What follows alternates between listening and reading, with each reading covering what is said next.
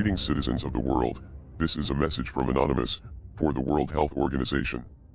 It is widely believed that you are a group that truly seeks to maintain the best public health around the world, but in the past few months, it has become apparent that you are more of a political organization than a public service. In fact, your allegiance to the governments that support you through massive financial donations has put the world in grave danger. The organization that you belong to has a very important responsibility, because it is trusted by most of the world for credible information. You are seen as the utmost authority on health information, and act as the arbiter of truth for up-to-date science on emerging diseases. Most media broadcasters, politicians, and health officials around the world have looked to your press releases and news conferences for the most up-to-date scientific information on the growing COVID-19 coronavirus pandemic, and you failed miserably in your duty to protect the people. Your response to this virus has been a day late and a dollar short, every step of the way, beginning with your refusal to admit in the early stages of the outbreak that human-to-human transmission was taking place, when this fact was obvious to scientists and journalists around the world who were following the story and keeping up with the studies as they were being published. At the time, the Chinese government was doing its best to downplay the severity of the outbreak, and the World Health Organization acted as their mouthpiece, reporting whatever Chinese authorities told them to. As a result of this guidance, the entire world did not take the threat seriously, because everyone assumed that the World Health Organization could be trusted. Members of the World Health Organization also took months before finally declaring the coronavirus a global pandemic. During press conferences in recent months, representatives of the organization insisted that they wanted to avoid declaring a pandemic prematurely because they didn't want to scare anyone or create a panic. However, scientific findings have since shown that we were already dealing with a global pandemic by the time that Chinese authorities decided to quarantine Wuhan, because the genetics of the virus has been traced back to at least October or November 2019. What we see are epidemics in different parts of the world, affecting countries in different ways and requiring a tailored response. The sudden increase in new cases is certainly very concerning. I have spoken consistently about the need for facts, not fear. Using the word pandemic now does not fit the facts, but it may certainly cause fear. For the past several months you have insisted that this virus was not airborne, despite significant evidence, including multiple scientific studies suggesting that this was the case. Now that the whole world is in lockdown, you have finally admitted that this virus can be transmitted through the air, despite the fact that numerous scientific studies since January have confirmed this to be the case.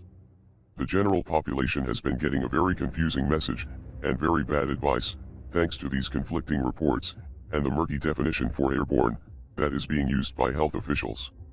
Since this virus is spread through the air, and can remain in the air for up to 3 hours, the use of N95 masks is very important in stopping the spread of the illness. Unfortunately, the United States and other undeveloped countries were caught off guard by the pandemic and are not prepared with enough proper protective equipment for medical health professionals, meaning that there certainly won't be enough to go around for the general population. The World Health Organization is ignoring the science and the common sense, but masks have been proven to drastically reduce the spread of illnesses like the one we are facing. There are many people in the United States who are learning this fact and are becoming upset about the lies that they have been told, and many of them are suggesting that the World Health Organization is helping the US government prevent panic by downplaying the importance of masks and transmission through the air. Let's not forget that the organization's largest donors are the United States government, the Chinese government, and the Gates Foundation.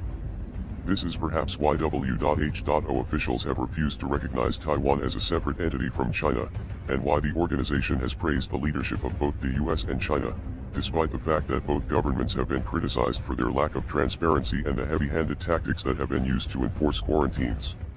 Let's face it, the World Health Organization is corrupt, and is more of a public relations firm for its donors than it is a bastion of public health.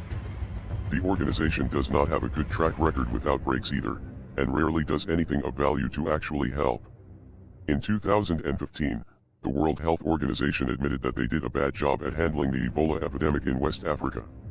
In the Ebola outbreak, the organization actually made many of the same mistakes, including waiting too long before declaring a global health emergency, a decision which scientists later said undoubtedly contributed to the unprecedented scale of the outbreak.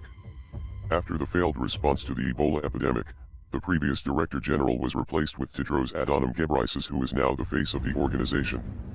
Tedros also has a history of corruption, which includes downplaying the severity of a cholera outbreak in Ethiopia when he was the country's health minister between 2005 and 2012. In addition to misleading the world about the severity of the virus, you have also encouraged the draconian measures that governments have taken to enforce quarantines.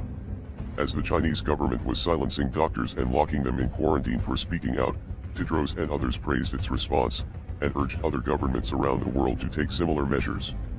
Citizens of other countries, especially those in the Western world, thought that it could never happen in their neighborhood, but most governments seem to be taking the advice of the World Health Organization and have started to implement military-style lockdowns similar to those seen in Wuhan during the early days of the outbreak.